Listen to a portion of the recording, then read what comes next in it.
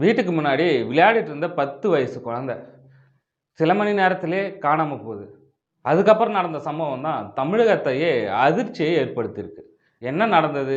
Police எப்படி குற்றவாளிகளை கண்டுபிடிச்சாங்க? முழு தகவலையும் இந்த வீடியோல பார்க்கலாம். இது உங்கள் வத்திக்குச்சி.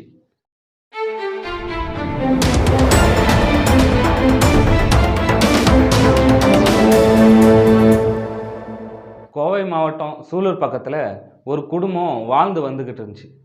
அந்த குடும்பத்தில் 10 வயது குழந்தை ஒன்று இருந்துச்சு. அந்த குழந்தை 21ஆம் தேதி சாயந்தரம் வீட்டுக்கு வெளியே விளையாடிட்டு இருந்துச்சு. அதுக்கப்புறம் கொஞ்ச நேரத்திலே குழந்தை காணாமல் போகுது. பெற்றவங்க, சொந்தக்காரங்க, அக்கம் பக்கத்தினரெல்லாம் சேர்ந்து குழந்தைய பல மணி நேரமாக தேடுறாங்க. தேடி கிடைக்காதனால பக்கத்தில் இருக்கிற சூலூர் போலீஸ் ஸ்டேஷனில் போய் ஒரு கம்ப்ளைண்ட் ஒன்று கொடுக்குறாங்க. கம்ப்ளைண்ட் வாங்கினதுக்கப்புறம் போலீஸ் உடனே தேட ஆரம்பிக்கிறாங்க. பல இடங்களில் தேடிக்கிட்டு இருக்கும்போது கண்ணம்பாளையம் கொளக்கரை பக்கத்தில் குழந்தையோட சடலம் கிடைக்குது. இந்த மாதிரி ஒரு குழந்தையோட சடலம் கிடைச்சிருக்கிறதா ஊர் பொதுமக்களுக்கு இந்த விஷயம் தீயாக பரவுது.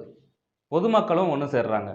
இந்த குழந்தைய பெற்றவங்க, சொந்தக்காரங்க, ஊர் பொதுமக்கள்லாம் சேர்ந்து இந்த குற்ற செயலில் ஈடுபட்ட குற்றவாளிகளை கைது பண்ணணும் அப்படின்னு சொல்லி போராட்டம் பண்ண ஆரம்பிக்கிறாங்க.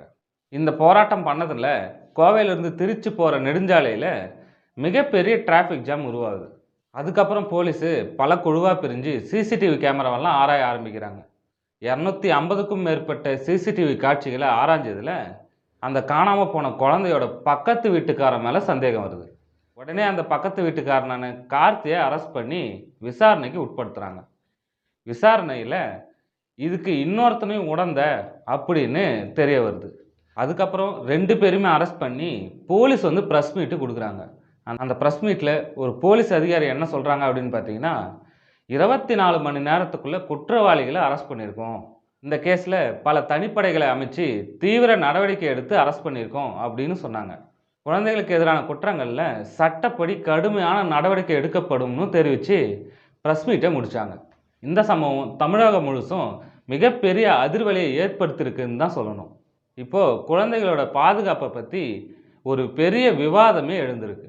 மேலும் இந்த கேஸில் சீக்கிரமாகவே சார்ஜ் ஷீட்டு தயார் பண்ணி தாக்கல் பண்ணுறதுக்கு நடவடிக்கை எடுக்கப்படும்னு தெரிவிச்சிருக்காங்க. ஒரு குடும்பத்தோட வாழ்க்கையை தலைகீழாக மாற்றின இந்த சம்பவம் நம்ம எல்லாருக்கும் மிகப்பெரிய வேதனையை ஏற்படுத்தியிருக்கு.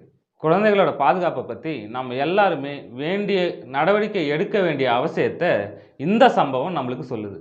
இந்த கேஸில் குற்றவாளிகளுக்கு கடுமையான தண்டனைகள் கிடைக்கும்னு நீங்கள் நினைக்கிறீங்களா? கமெண்ட்டில் சொல்லுங்கள்.